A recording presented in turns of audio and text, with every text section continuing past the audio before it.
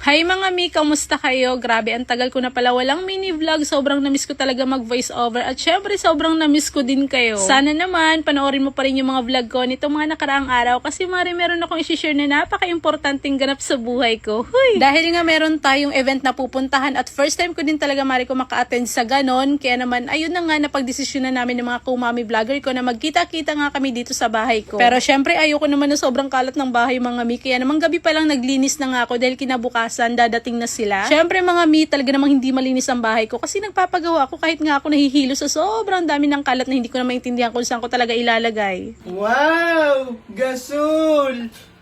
Ito ay gasol!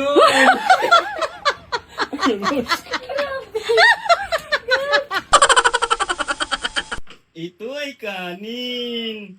Wow! Kanin!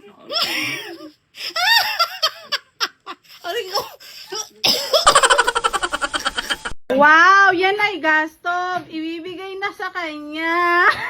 Ay, gasto.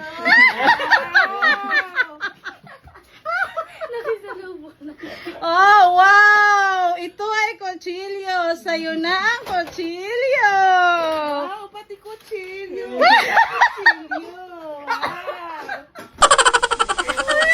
Araw na mismo ng event ngayon pero wala pa ring tulog ang mare nyo, Diyos ko dahi. Inabutan na kasi kami dito mare ko ng alas 5, alas 6 na nga sa mga oras na yan. Ayan, nagkakabit pa lang sila ng kalan. Nilabas ko na din kasi pala yung infrared ko kasi bibili na rin pala ako ng gasol para naman mare ko meron kaming magamit kapag magluluto kami. Simula kasi nung nagpapagawa ko halos 2 buwan, halos 2 buwan din kami walang gasol dahil yung gamit namin ay induction lang. Tingnan niyo yung bahay ko, hindi pa talaga siya tapos mga day. Sobrang dami pa talagang gagawin dito. Ito naman yung lababo ko, hindi pa rin tapos dito na i-tiles. Yan nga pala yung magiging tiles ko na talaga. Tapos yung gamit naming ilaw, ito nga palang ceiling light lang. Naglagay lang pala kami dyan ng extension para mas magamit namin siya kahit saan kami magpunta. Buti na lang talaga at sobrang liwanag niyan. Kaya nakapaglinis din talaga kami ng maayos dito sa kabilang bahay. Sa mga oras na to, nagchat na nga pala si Mami Manilyn na nandyan na nga pala sila sa Cubao. Kaya nagbook na rin ako para magpunta na nga sila dito sa bahay. Tapos ito mga day, talaga namang magsushoot pa din ako para naman meron ako ma-upload sa araw na to. So heto na nga, dumating na nga yung isang magandang Mami vlogger na si Mami Manilyn. Grabe day. Sobrang cute niya talaga sa personal, as in. Yung tipong para ka lang nakakita ng dalaginding day sa sobrang liit at cute niya. Ang liit kasi ng mukha niya, as in mukha lang siya talagang bata. Inantay na nga pala namin si Mami Princess. Yes po, kasama namin si Mami Princess na talaga namang na-starstruck ako sa sobrang ganda, as in, ang ganda-ganda niya. So ayun na nga, konting chika lang. Tapos ayun, nagayak na din pala kami kasi mari ko anong oras na nga at susunduin pa kami ni Mami Rochelle. O ito si Mami Rochelle, talaga namang sobrang ganda din nito. Mga day, ibang-iba pala talagang hitsura ng mga mukha natin sa mga video kaysa sa personal, no? Talaga naman sobrang gaganda ng tatlong babaeng to. Yan nga pala yung mga OOTD namin sa pupuntahan naming event. Kaya naman sobrang excited na talaga ako na i-post yun at kung ano yun. Sariling sikap na lang talaga sa pag-make up mga day. Kaya ganyan lang talaga kasimple yung look ko. And ayoko naman talaga magpabongga. Uy, baka hindi na tayo makilala ng CEO. Huy, talaga naman. Sa wakas ngayon, nakarating na kami dito sa Seda Hotel kung saan gaganapin yung isang special na event at kung ano yun Mariko, naku, abangan nyo na lang bukas. Oh siya, salamat sa panonood hanggang dulo at ayun lang muna for today's video. Mayong adlaw.